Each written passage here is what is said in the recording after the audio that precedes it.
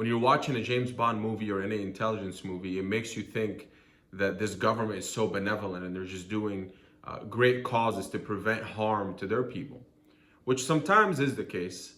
But a lot of times, intelligence agencies are there to do the dirty work that governments can't admit to doing. They can't be seen attached to because it shatters everything that they say in public about human rights and justice and equality and helping other countries and all these things. If you look at it, intelligence agencies are more similar to a mob than they are to a government. They operate at the same system as the mob. They're both there to solve the same problem, actually, which is how do you extract information from people? How do you force people into obedience? How do you get resources that you want? And how do you prevent said people from fighting back? They operate using 4 tactics. The only difference is intelligence agencies, let's call them IAs for the rest of this video. IAs have full impunity. And the justification for that is classified. We can't discuss it. You can't reveal the documents to the courts. So naturally, you just get away with it. You can commit whatever, something can go south. Hundreds of thousands of people die, millions of people sometimes, just based on the wrong calculation. And it just, it was a mistake and nobody gets held accountable for it because it's built in law. The mob, they get away with it for a long time until they don't. That's the only difference, but it's the same systems, and let's look into it. Official governments and IAs are different. It's important to distinguish that. Official governments are there to manage society for the present and the future. And sometimes what they say in public is not matching what they need to do in private to achieve those objectives. That's when IAs come into play. And it's very different in democratic societies, publicly democratic societies, and dictatorships. In dictatorships, they're open about the actions that they take. Sometimes they actually overestimate or augment the things they do to scare their people. This is something that's really important for them, is to prevent uprising, and they want to scare their people into thinking that they can do more than they can. So they can claim to have done things that they haven't, or claim to have more capabilities than they don't. In democratic societies, they downplay the things they've done, which we'll get into the strategies and how that's a part of it, but it's downplaying the things that they can do, acting like it's information gathering. We just know a lot of things are happening, and we only take action on things that are, our military takes action. Sometimes it's not the military taking action, of course, but it's, we gather information for our safety, almost downplaying that dirty work, cleaning it up, whitewashing it, whatever you want to call. And this is the distinction between democratic societies and dictatorships. One is downplaying what they do, one is actually hyping up what they do and making it sound more than what it is. First tactic is bribery. Every tactic I go over, let's picture it in terms of the mob and the intelligence agencies. I'll give examples interchangeably as well. Bribery is not just a matter of giving money for something. It's giving something of value to someone in a position of power or in a position of access that you need. So it could be someone that has access to information. It could be someone who's a political leader in a country that you need resources from. Again, that can be used interchangeably, by the way, for the mob too. They could need something from that country. It could be someone, think of whatever example that's there for people that have something that you want and you give them something that they want. This is bribery. What's also a hidden bribery, this is something that I want you to think about because it can make you see more people as bribed. If you think of celebrities and things like that, it's giving someone an opportunity and putting them as a part of a club. But the implication in that is to be a part of that club, you need to behave a certain way. You need to be a certain way. You need to have certain beliefs. You need to take certain actions. And that's a subliminal bribe. It's kind of unspoken. but it's understood. To be a part of this club, you need to continue being a certain way, and the access to the club is something that you don't want to lose. And that could be a business opportunity, that could be a social status, that could be whatever. So when you look at, think of this, because this is something I mentioned, IAs do it all the time for strategic purposes. So when you look at podcasters or celebrities, athletes, people like that you look up to, they use these people for tactic number 4, which we'll get to. But you might think, why are they changing their stance? Why they're behaving a certain way? They're not necessarily getting cash to say that, although sometimes it is. It's sponsorships and things like that. But it's subliminal. It's not like, I'll give you this money to say that. It's, hey, you have this sponsor that somehow is sprung upon you. You have people that show up to your show that you wouldn't have before. They invite you to certain parties that you didn't have before, and at those parties you have, people that you can't believe you're around. You're just some guy that started a show, and now you're around these people, and you realize that, hey, these people have certain beliefs. They take you aside, have a discussion with you, give you some information, and that information is expected to be relayed on your show, or those beliefs are expected to be portrayed on your show. And if you don't, you understand that if you have antithetical views to that, you're not going to be a part of that club anymore. And would you rather be an activist, right, at that point, if he's one of these people, or join that club, be on the nice yachts, meet the presidents, have access to business opportunities? They tell you, oh, we're working on this. Oh, yeah, we'll let you know. You can be a part of it. This is how it works. It's not just straightforward. Here's money for this, or here's something that you want for this. Okay? There's been told also, a lot of CIA officers, and you see them giving interviews, they talk about how they would give people around the world when they're doing ops things that they want. Sometimes they don't. It's not about money. They want something that they don't have in their country, or whatever the case is. So it's not just a straightforward exchange of, this is what you want, I'm going to give it to you, and I want you to do this. The smarter way, or the more complex way of doing it, is what I just explained. You get someone in an environment that they don't want to lose, and it's implied, or they're fed information and fed sets of beliefs. If they're in a position of power,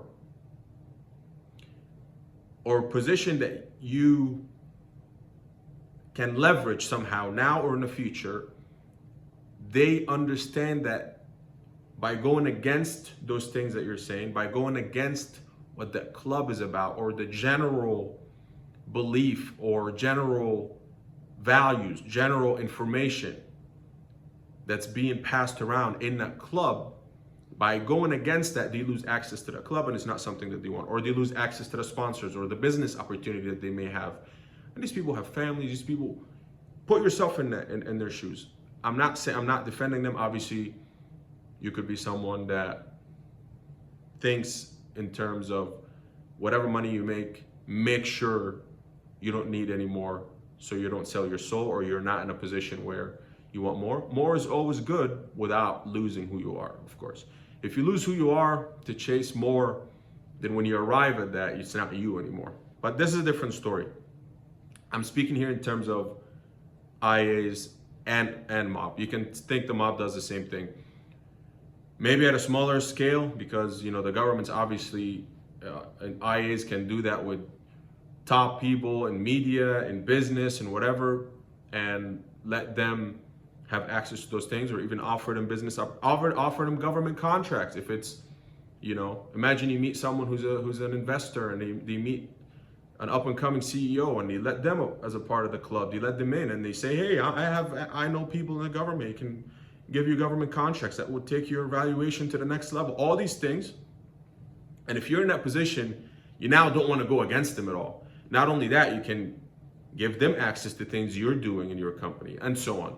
Think of it this way. This is bribery. It's the soft skill, okay? Think of it this way. Bribery is the soft skill.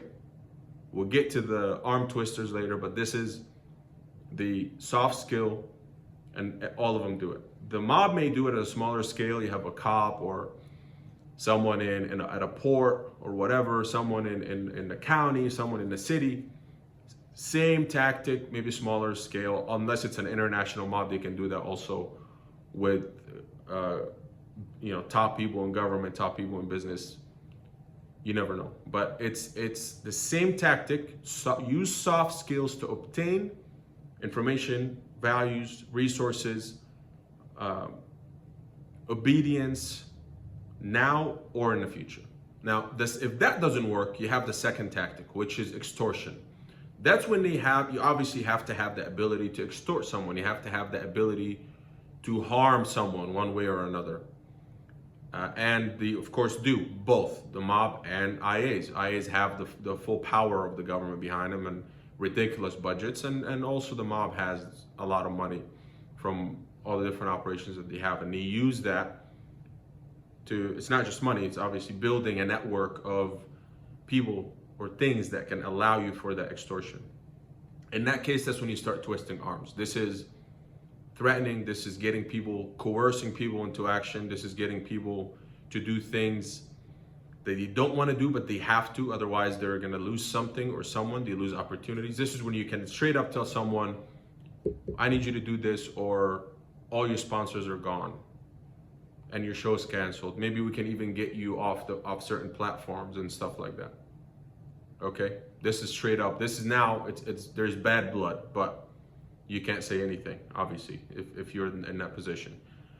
This is when you go say, the mob will go to someone and say, you do this, or, we'll kill your family, or whatever the case is. So this is extortion. Believe it or not, a lot of the times you prefer the first option, because extortion builds a lot of bad blood and potential retaliation and things like that. And you want to prevent any fighting back, remember that. So if you get someone to cooperate while being happy or thinking that they're a part of the club, or thinking that it's their decision, it is a much better scenario to be in than to force someone into action. But sometimes you have to get to that level. And if you are there, then you force someone into action. This is what it is. Think about it the same way internationally. If you want a resource from a country, best example of that is Venezuela, right? I'm pretty sure they offered him Maduro. I'll try to give some examples for the mob and the IAs. They offered Maduro, hey, you need to sell oil to Israel. You need to lift sanctions on that. You need to cooperate with us. We'll allow you to be, the bribery could be, we allow you to be in that position forever. Okay? You're not playing ball. The second thing is coercion, and it worked, right? You go, well, if you don't do that, we're going to remove you, or we just removed you, right? And they followed through on that. And sure enough, the sanctions are lifted. They're withdrawing the case from the ICC against Israel. They're also now selling oil to Israel, or the oil is taken from them, right? So that's an example for that. The same thing with leaders around the world. If you think, and we're not just talking about the CIA here, but if you're looking at resources from Africa and places like that, there's always conversations about that. Those leaders there that are corrupt and oppressing their people, and we just discussed democratic societies. Think about it from all those different perspectives. But from the perspective of those people, they're bribed into that, by the way, because they get a lot of money from countries that want those resources. But if they don't cooperate with the bribery, you best believe they're going to be removed one way or another. Either like what happened in Venezuela, which is straight up a foreign military going there to remove you from your position, or an internal coup happens, or supporting a group that's going against the government, giving them weapons and resources, and they flip you. And that group is pro, whatever entity supported them, right? And they're willing to then take bribes. You get a group, you coerce and flip the old organization that wasn't looking to do that, and you get a new group that's willing to then cooperate and go to tactic number one, which is bribery, which is keeping everything smooth. And they're doing the dirty work. They're oppressing their people. So you can go in your media and go along with the things that you publicly say, that you want human rights and whatever. And those are the countries doing bad things, right? Those are the countries oppressing their people. Those are the countries, etc. So you get it, right? You go to level 2, you get that done. If you can't do the bribery, if the bribery doesn't work, you go to level 2. If those two things don't work, if bribery, extortion are not on the table, you go to blackmail. Those are not in order. You can obviously do blackmail first, you can do extortion first. Bribery is the best solution usually, that keeps everything smooth. But blackmail requires a lot of work in advance. Now you have to have information on that person already. Now you have to have a lot of stuff stored, and you have it in your back pocket. You could have someone that's taking your bribe, taking your bait. You can call it bribe or bait, meaning they're cooperating to maintain a status or to receive something, and at the same time have or build a case of blackmail against them. Have or build, meaning you could look into them, and everybody has some shady shit that they do. So you look into them, you follow them, you look into their history, you look into their activities and whatever, and you might find that they, they're corrupt, or they have some, whatever, they're into some weird stuff, and you gather that information. Or they don't, and you frame them for it. Or they don't, and you build it against them. Case in point here is Epstein. Allegedly, everything is alleged, which we'll get to tactic number 4 is very important for wrapping all this up. But you look at this, there's a lot of people that think it's fun, maybe you think about merging now all these tactics together, right? They're a part of a club. They're meeting other successful people. They don't want to lose that. They want to continue being a part of that. So they play ball. But also while they're doing that, they're being implicated, and there's some evidence being gathered against them. If they ever go against the club, say, I don't care about being a part of that club, I care about my integrity, to not do this, to not give you that information, to not sell out my company, to not sell out certain people or whatever, it's too late now, because we have some stuff on you and you have to play ball anyway, without even have to coerce or threaten with anything bad. It's like, hey, it is bad, but it's getting them to comply without you having to do anything crazy or commit any act or use resources to commit the act. You say, we have something against you, it's too late, you still have to play ball. So you could be in one of the other brackets and they still do that. You could also be in the process of getting extorted, right? And if you're in a, again, position of power, if you're in a bottleneck area that you're controlling, and they're extorting you, it's going back and forth, you're getting threatened, etc. And then they find blackmail on you, and that becomes a tactic. So it's all interchangeable.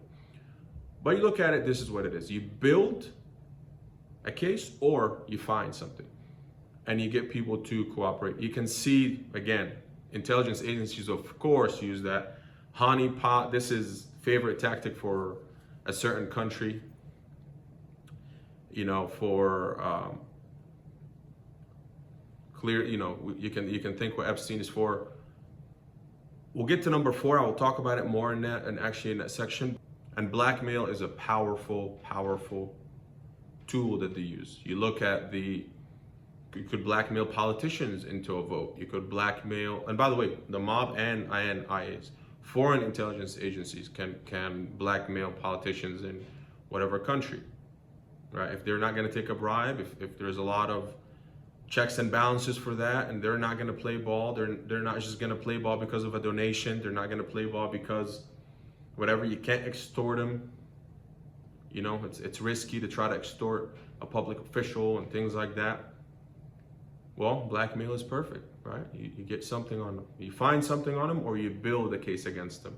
And it's a long game. If you want to build a case against them, you give them access to a club. Now they're hanging with some wealthy people, and they're not pushing, they're just giving you access. You're there, you're hanging out, you like it. You're like, oh, they're not pushy. I'm just they're letting me access here. Maybe they want to hang out with me because I'm a successful person now. And slowly the case is built against you. Slowly evidence is gathered against you. All of a sudden you're on some drug. All of a sudden something's in your drink. Now you're hallucinating, whatever. There's video of you doing something. It's over, right? Now you're a slave for the rest of your life. Now with a call, you get a vote. Now with a call, a bill, you have to pass a bill. Or I want you to picture that and look at society today and connect the dots. See things from that perspective. See who's getting bribed. Who's getting bribed with money, or who's getting bribed with opportunities, with access. Who is getting extorted? Who is getting blackmailed into action, into being a slave, into doing whatever they're being asked to do in business, in positions of power, in universities, in whatever, and connected to that case. Now, the last main tactic that they use to tie everything together is narrative control. Now, this is really, really important for both, by the way, the mob and IAs. So let's look at IAs first.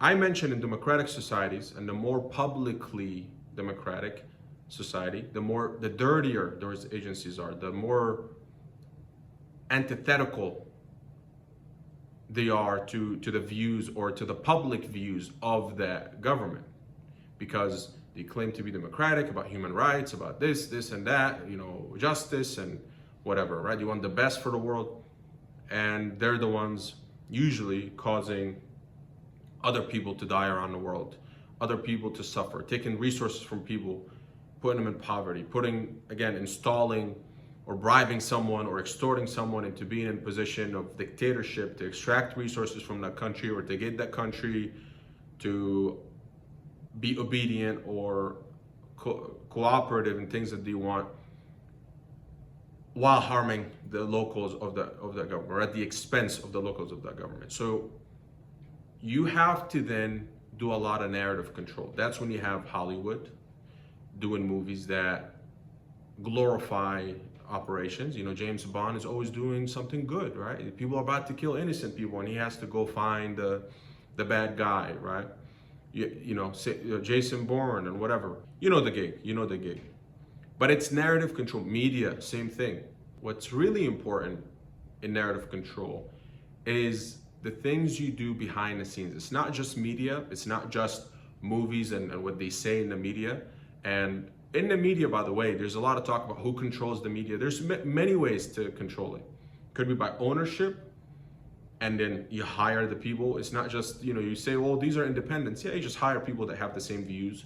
Or once again, the people that you hire, it's understood to maintain that position, you have to behave a certain way. Think what I just explained with bribery. It's not just cash for an action.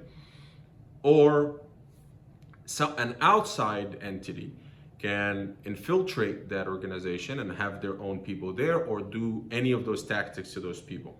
So think about it this way.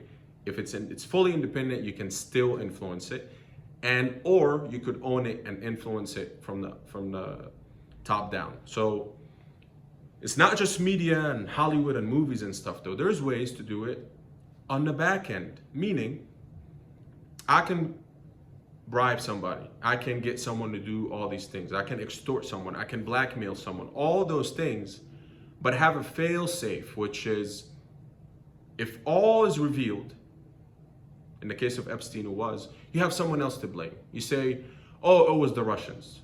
Oh, you see, he met with a Russian guy one time, that was it, In this case, it's not working, people don't believe it, but at least you still have the argument. Endless debate about it, it goes nowhere, right? If you can get something to go nowhere, that's a win as well. But even better, think about it this way. Let me paint a picture for you. Let's say I have a leader in a certain country doing what I want by bribery. Remember what I mentioned by, you still have to have plan A and B and C, meaning he's taking the bribery, everything's smooth, good. But what if another country bribes him more? You're gonna lose that. So you have to have the ability to extort him. You have to have the ability to blackmail him. So if you wanna extort him, you have to have a sleeper group in a way that you're keeping afloat. You're saying, hey, they don't know that you're collaborating with the president, right? Or they don't know even that you're the person supporting them. So they may think that they're going against you, by the way, but you're supporting them still, saying, hey, we want you to have all these weapons and all these things. One day you'll be able to take over that leader. And you're cooperating with that leader. He's on your side, but you're building a backup plan. And let's say that leader does go against you somehow in a decision. It's not just about the resource. Maybe they create a bottleneck for your ally or whatever, right? So in that case, you can activate that group against them, right? So you use them for the extortion, and they think they got the win because you've been promising them that for years, or you've been cooperating with them for years. They're in the shadow. But not only that, though, you can use that group for propaganda and for narrative control. You can always blame things on that shadow group that you've been helping as a plan B to your original plan A for that leader. So you have that group as plan B, but also during that time, they're not just sleeping and you're not using them. You're using them for tactic number 4, which is narrative control. You can always use them to blame. So to give an example, you can use them to create propaganda or create an enemy in that region. Okay, so you say, well, you see, there's all these bad people in all those places that you're creating, but you claim that they're there, right? Because you can use them as an extortion plan, an extortion option for if any of the people that you're going with plan A with, which bribery, go against you, you can use those people as the extortion option. In the meantime, you can use them as propaganda, as look what's happened, look what these people are doing. We need to support this, we need to support that, we need to go here, we need to go there, because there's all these people for narrative control. And it also supports the benevolent stuff. So even if you say, we're taking resources from here, public would say, yeah, do it, they've been harming us. Or yeah, do it, they've been doing these things, okay? There are accounts in recent history of Iranian protests against their government. And there's claims that there's tens of thousands of people that have been, taken out by that government. One, this is when the narrative control comes into play and the endless debate. So I'm not going to claim to know exactly what happened. It could be the case, it could not be the case, and that's the whole point. Are those people really protesters from that country against their government, or were they planted there? Or were they protesting about something like everybody protests around the world, and they were infiltrated or attacked and taken out by a different country to claim that that country did it? All those things. Now there's all this debate. These people say, no, it was that country that actually attacked those protesters that were protesting about salaries or whatever they want, which is everybody has the right to protest. We protest here in America all the time. We protest all over the world. But first of all, if the protesters were violent or they were attacked, who attacked them, what happened, all these things create this mixed narrative. But also, because of that, a lot of people are supporting them. They're like, see, they attack their own people, they are savages. Okay, so when you go and attack them and take out more of their people, well, it's justified because you have to do that to liberate said people. You understand? The narrative control. In cases, like I said, you have sleeper cooperators or allies, that you claim to be the problem. Maybe they don't know they're cooperating with you, and sometimes they do. So this is the trick also. They might be getting support from someone else, and they think that they're getting it from that someone else, but it's actually through a different country. Okay, so they think they're fighting you, but you're actually the one supporting them. And you're using them again as a second option and for narrative control. So this is what narrative control is. It's in the media. It's on the back end by building a network for someone to blame if everything fails, but also if everything is working, just to prep you for, or prep the public to support something that they want and not go against it and still see you as benevolent. Even if you do something, this is the key here. Yes, we have all these, we're about human rights. And remember, I'm going to repeat this one. In democratic societies, you claim to downplay the activities that you're doing. In dictatorships, they augment what they're doing to scare their people. So in democratic societies, they want to do a lot of all these things. So you say, when we have to do bad things, it's because we want to help those people, right? You've heard that in everything, right? So like I mentioned, a recent Iran example, what really happened? Were these protesters really attacked by their government? Were they attacked by foreign agitators? Were they even that many people? All these things that we don't know, but the claims, the media pushes it. I mentioned also how you can influence the media. It's not necessarily a conspiracy or like, oh, these people own this. There's different levels. You could influence it by ownership. You could influence it by other tactics. And this is what wraps it all together, and the narrative control. It creates really a world where you don't know what's right anymore, right? And this is the key here. And who's right? Who's telling the truth? You have to look at the track record, but you have to really think for yourself. When you understand those 4 tactics here, look at everything that's happening. Consider history. Think of 9/11. Think of all these things. Who benefits from something? And the narrative that's pushed out there. Who benefits? Okay? And what is the narrative that you've been fed? Okay? Who are the parties to that? Okay, who are involved? Who benefited financially? Level 1. Or position of power? Who benefited? Who was taken out?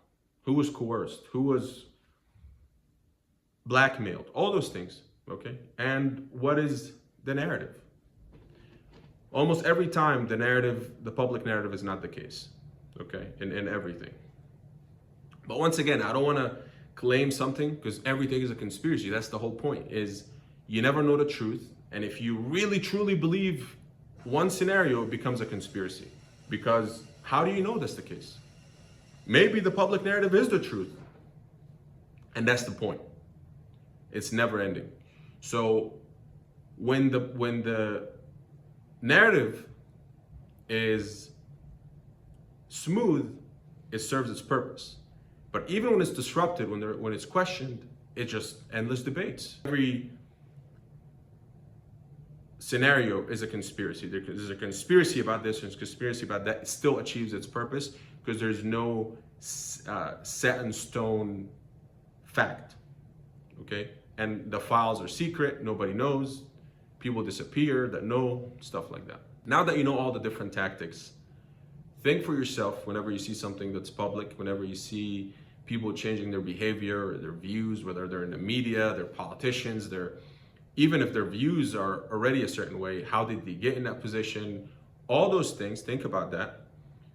And let me know what you think is true, what you think is false, what you think is who you think is being bribed, who you think is being extorted, who you think is being blackmailed, and what narrative you think is false. Each of those steps, I want you to let me know one example that you think is true or false. Give me your opinions. But I also want to make one point on this.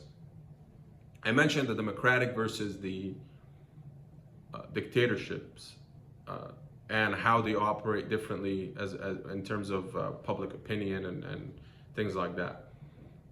When the government's job becomes heavily focused on controlling the narrative, telling the population how to believe, what to believe, telling their population or coercing people into action and all the above, the next step is to really coerce that population, not just control the narrative. It would be, if the narrative cannot be controlled anymore, what's the step? So this is very dangerous. It's a very fine line between democracy and dictatorship in that case. Because if the government starts to focus on controlling the population, getting the population, whether it's by force or by information, by force or by propaganda, it's a semi-dictatorship, okay? So dictatorships are forcing their people by force, but that's the next step. Forcing people into action via propaganda is also a step towards that. And it takes time, maybe hundreds of years, it may be 100 years, maybe a couple decades, you never know, but it's definitely a downward spiral. When the government is not focused on helping the people, really, and just creating good in the world. And of course, war is inevitable. This is not a fantasy land, whatever. War is inevitable, but not manufactured war to extract resources and harm others and land grabs and all these things. At the end of the day, we're all humans around the world, and if there's no reason, if there is no agitators that are actually in a position to harm you, and you have to fight them, this is a part of life. It will always be there. It's always been there. There's some people that are just bad people, and you have to fight them. There's no negotiation. But a lot of it, and this is, again, you can call it conspiracy, there's what's the truth. But if you're manufacturing that to achieve objectives, that's when you're teetering towards dictatorship. It takes time, slowly, but it becomes that. You're pushing hard to control the narrative, spending a lot on propaganda, a lot of resources, a lot of money, a lot of energy. It reaches a point where you can't push the propaganda anymore, and then you go to the next step by just being a, iron fist dictator. And that's when you have to, democracy is a beautiful thing. When people get to decide how do you want to live. But this is a fine line between the two. But anyway, this was a video about the different systems. I focused actually the last couple points on the intelligence agencies, but I think the mob does the same, all of the above. Narrative control.